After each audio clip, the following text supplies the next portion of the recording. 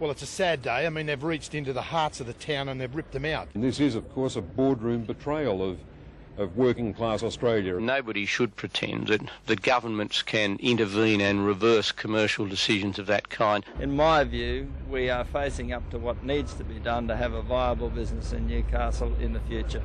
The announcement rocked the city to the core, and when the gates closed for the final time in 1999, NBN's cameras were there. Reporter Helen Kapelos and cameramen Glenn Cook and Michael Rourke compiled a documentary titled The Last Whistle that captured the steelworks' 84-year history. Steel is a commodity. Today's world is built on steel. At Newcastle, we make steel. 50 years ago, we started here with 1,500 men. Today, there are more than 11,000. We've done more than build a steelworks. We've helped to build a city, the city of Newcastle.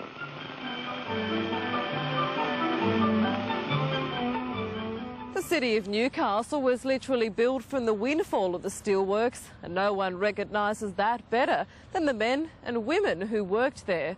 They are and will always remain part of the history which secured the livelihood of thousands. They know firsthand that the nuts and bolts of the plant was its people. When they said about the closure, oh, gee, you know, you just don't believe it. The BHP was always there, but all of a sudden it's not going to be there.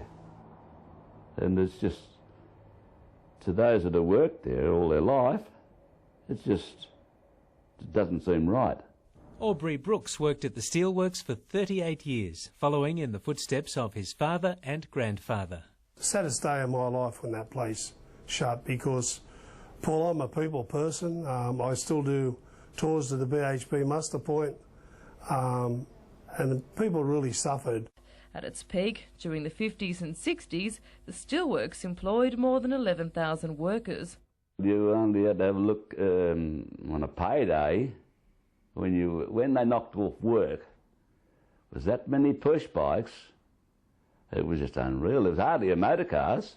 On the day shift, when the whistle blew at 4 o'clock, the amount of people that streamed down that road to clock off, and everybody knew the quickest way away from the place.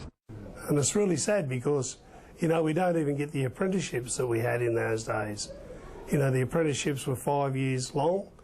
You know, moulders, carpenters, fitters, turners, boilermakers, electricians, moulders, you know, everything was taught at the BHP. We had our own chaplain, our own medical centre.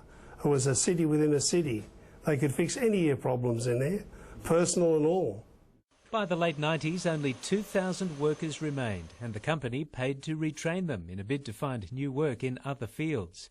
The former workers still hold annual reunions and are preparing for their latest get-together this weekend. It's the 13th year reunion, and it's at a new venue this year, Paul. It's at the Newcastle District Tennis Club on Saturday the 22nd of this month, starting at 12:30. I've ordered all the food, wine for the ladies, and some cold drinks for the boys, and we'll kick off from there and hope we get the men and women are still there.